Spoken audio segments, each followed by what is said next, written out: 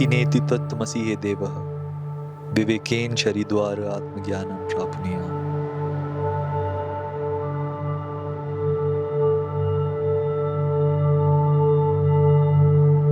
हे परमेश्वर, मुझे ज्ञान देना ताकि मुझे नेति नेति तत्त्वमसि का एहसास हो। मैं ये नहीं हूँ, मैं वो हूँ। मैं ये शरीर नहीं हूँ, मैं आत्मा हूँ। नास्तिक नहीं हूँ, पर शायद मेरी आस्था भगवान में उतनी है जितनी आजकल के बच्चों की पढ़ाई में। इसलिए मैं आया हूँ शिवोहम शिवा टेम्पल, और आज के दिन पूरा दिन एक पुजारी की तरह बिताने के बाद ये पता करूंगा कि मुझ में कितना परिवर्तन आता है। अगर हल्का सा भी अंतर आता है तो ये मैं अपने दिनचर्या का, अपने जीवन का एक हिस्सा जरूर बना लूंगा।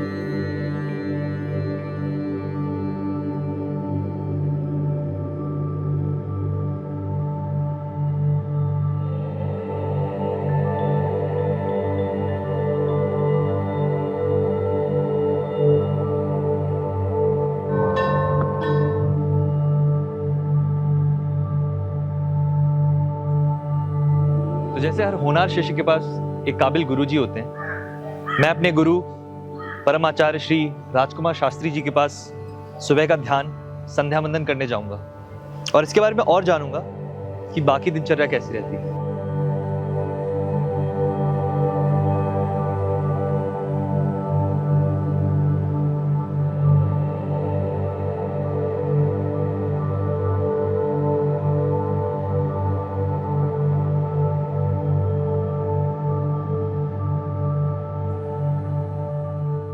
तो गुरुजी, जो हमने अभी तक संध्या वंदन किया, हाँ जी। पहले तो हमने थोड़ा सा ध्यान किया जितना मुझे दिखा और जप किया। इसका अर्थ क्या होता है? हमारे हर दिन का दिनचर्या होता है ना। जब भी हम बचपन से ही करते हैं ना, तो हम अध्ययन करने जाते हैं, उसी समय ये सारा चीज़ सिखाया जाता है। जब उपनयन हमारा होता है कि पहले हमने आचमन किया, ठीक है, उसके बाद फिर प्राणायाम किए, प्राणायाम के बाद फिर संकल्प के बाद फिर जप किए। जप गायत्री मंत्र का होता है। गायत्री मंत्र का जप करने से बुद्धि तेज होती है, तो इसलिए गायत्री जप किए, उसके बाद ध्यान किए। 108 बारी क्यों करते हैं? हमें सिखाया गया है बचपन से कि 108 बार माला जो होती है, 108 दाने होते हैं। हाँ। तो काउंटिंग के लिए हम रखते हैं। अच्छा। जब भी हम मंत्र जप करते हैं तो 108 बार उसको काउंट करते हैं। तो सुबह की शुरुआत जैसे इतने समय से आप कर रहे हैं, इससे क्या अंतर बढ़ता है जीवन? देखिए,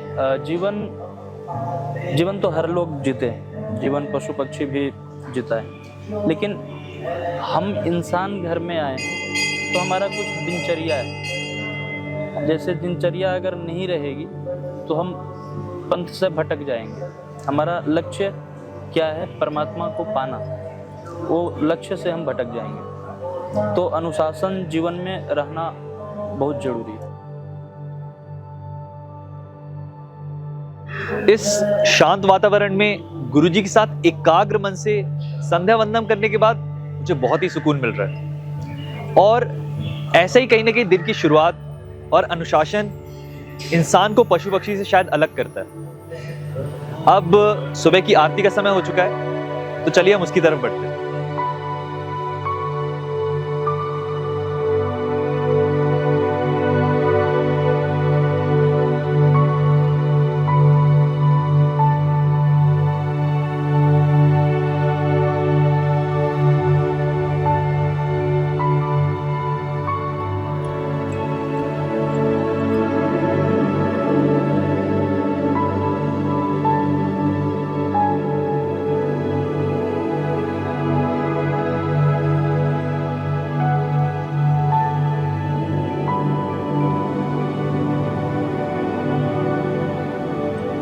तो शिव जी की एक बहुत अनोखी कहानी सुनाता हूँ, उनका शक्ति प्रदर्शन, उनके रौद्र अवतार वीरभद्र की कहानी। तो राजा दक्ष ने अपनी पुत्री सती का विवाह शिव जी से करा जरूर दिया था, लेकिन वो इस रिश्ते से बहुत ही नाखुश थे। एक दिन जब दक्ष ने भव्य यज्ञ का आयोजन किया, उन्होंने शिव को आमंत्रित नहीं किया। तो सती ने अपमान के बारे में सुनकर अपने पिता से बातचीत करने के सोचा, और जब उनका भी अपमान हुआ तो उन्होंने यज्ञ कुंड में कूदकर अपने प्राण त्याग दिए।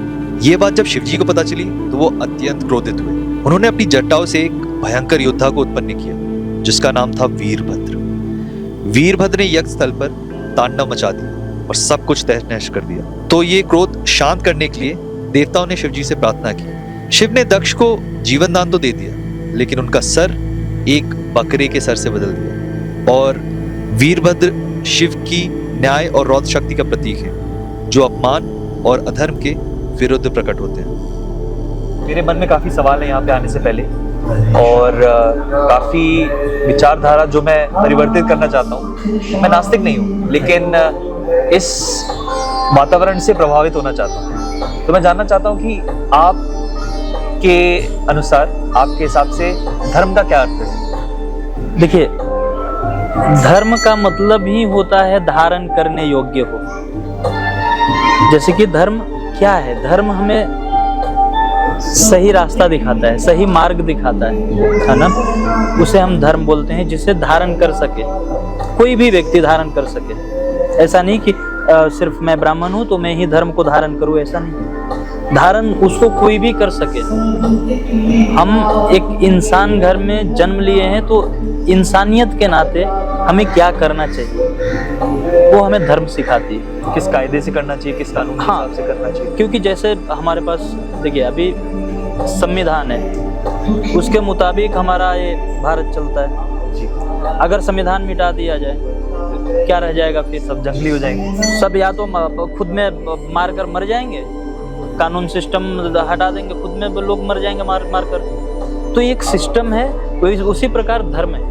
धर्म सिर्फ धर्म का अर्थ क्या होगा? सनातन मतलब सनातन, अभी से नहीं, बहुत पहले से है, नहीं उसका अंत है। अच्छा, अंत कभी उसका नहीं है। जो सनातन, जो पौराणिक है, सबसे पहले राम आए, उससे पहले भी सनातन था। कृष्ण आए, उससे पहले भी सनातन था।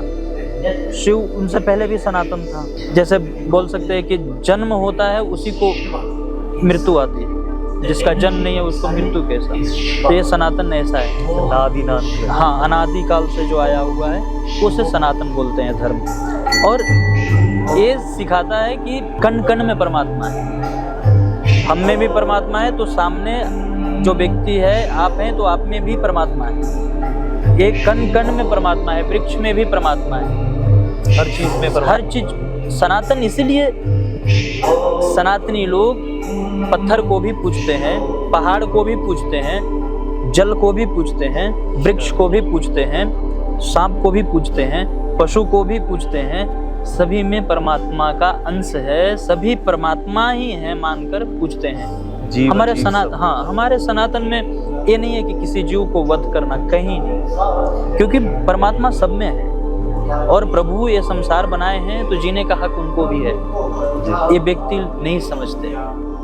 आपके जीवन में पहला ऐसा कौन सा समय था, ऐसा कौन सा मोड़ आया, या फिर किसने आपको इस चीज से मुलाकात कराई कि आपने ये जीवन शैली शुरू की? देखिए, हमारा बचपन, जब मैं छोटा था, एक 5 साल का एज हुआ होगा, तभी से हमें गुरुकुल गए थे विद्या लेने के लिए। गुरुकुल में वो सारा चीज बताया जाता है, वेद, और वेद में सारे चीज छुपे हुए हैं। वेद, उपनिषद, जो है उपनिषद वेद का निचोड़ है ना? उसमें सारा चीज छिपा हुआ है, सारा चीज उसमें बताया गया है कि सृष्टि क्या है, धर्म क्या है, पंथ क्या है, सारा चीज। तो वो हमने अध्ययन किया वहाँ। अध्ययन करने के बाद हमें पता चला कि जीवन का मकसद क्या है। तो गुरुजी, मैं आज के लिए क्या काम करूँ? आज के लिए आप सेवा कर लो, पौधे में पानी डाल दीजिए, पौधा सारा चीज कर सकते हैं। ठीक है।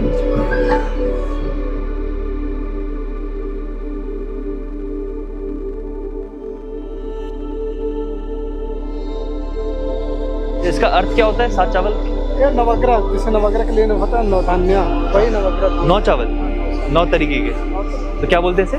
सतंजा। सतंजा। और जिसे व्हाइट डबल होता है तो रेड भी डबल होता है, तो इसलिए सतंजा। इसमें 9 तरह के चावल भी जाते हैं, जिसे सतंजा बोला जाता है। इनका अर्थ होता है कि ये 9 ग्रहों के लिए है। और अब मैं एक एक लवंछा डाल रहा हूँ, जो घास की गांठ बंदी होती है, जिसका अर्थ होता है कि अगर कोई भी बीमारी है आपको, तो वो चली जाए। और आपके दुख हरण हो जाए।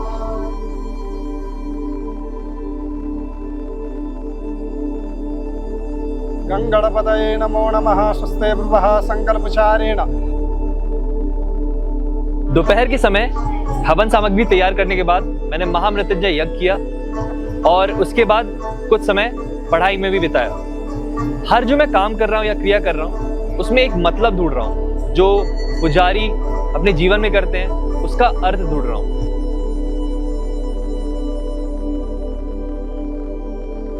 मन साफ है और आस्था पूरी, क्योंकि जब मेरे दिन की शुरुआत हुई थी शायद तब से लेकर अभी तक जमीन आसमान का फर्क है।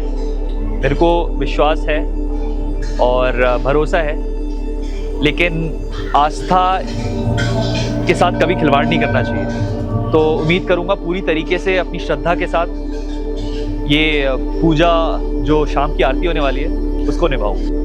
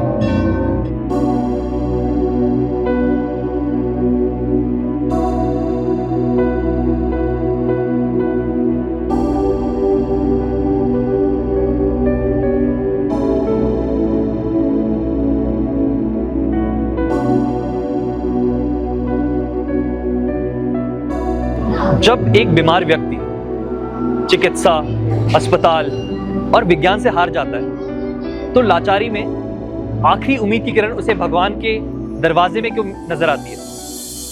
क्योंकि विज्ञान प्रमाण मांगता है और आस्था सिर्फ विश्वास। मुझे भी थोड़ा बहुत विश्वास होने लग गया था कि कोई एक ताकत है जो सबसे ज्यादा शक्तिशाली है, जो सबसे ऊपर है। और परमात्मा मंदिरों में, मूर्तियों में या सिर्फ पूजा घरों में नहीं है, वो वहां है जहां आप देखना चाहते हो। मैं सही जवाबों की तलाश में नहीं आया था, मैं खुद की तलाश में आया था कि जब सत्य की खोज हो तो उसका सामना कर सकूं।